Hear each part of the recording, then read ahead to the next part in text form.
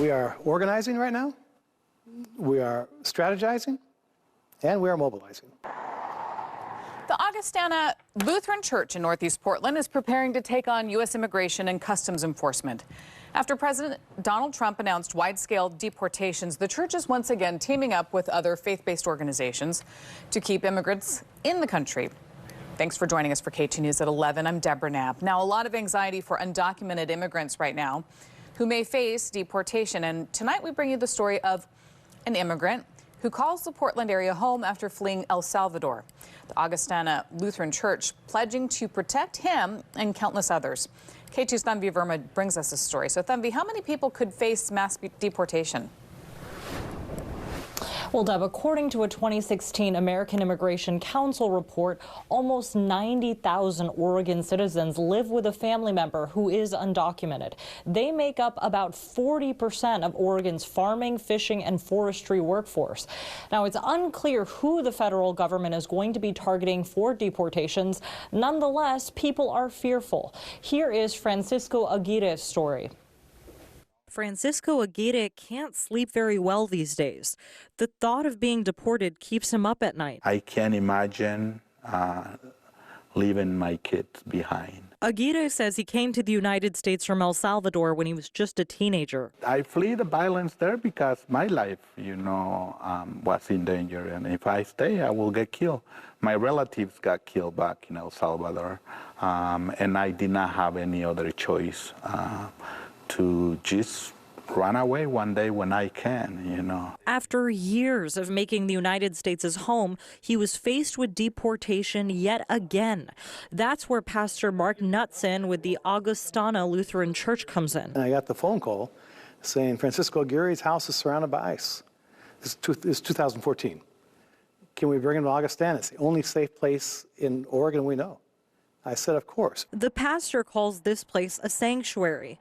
It sure was a sanctuary for Aguirre, who slept under the altar for his first couple of nights. The idea was if ICE were to dare to breach this sacred space, this holy ground, and violently drag a man out of this church, with all the cell phones today and technology, even back 10 years ago, 2014, can you imagine the pictures of a man being dragged out of a church? This church is even equipped with its own alarm system. And the plan was if ICE came into this church, we would ring the bell. Now that President Donald Trump is in office, there are many reasons the Augustana Lutheran Church community is on their toes. President Trump's executive order titled Protecting the American People Against Invasion says, it is the policy of the United States to faithfully execute the immigration laws against all inadmissible and removable aliens, particularly those aliens who threaten the safety or security of the American people. A reporter asked President Trump when we can expect ICE raids to happen. Here's what he said. I don't want to say when, but it's going to happen.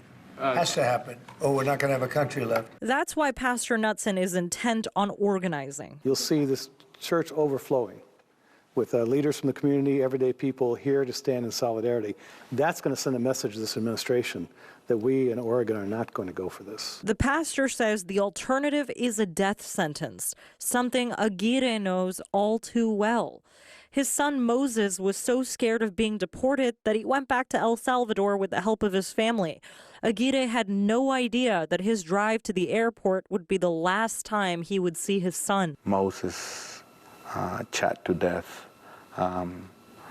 He was playing soccer, and there was guys that they jump the fence. If there are mass deportations of undocumented immigrants, the greater Portland area is going to look different. We have some caring for elders, and if they were to be snapped up at a restaurant, who's going to come home to that elder who's in a bed with nobody to care for them? Who's going to know they're there? While we wait, Aguirre still works towards his dream. And I hope one day I will be the pastor that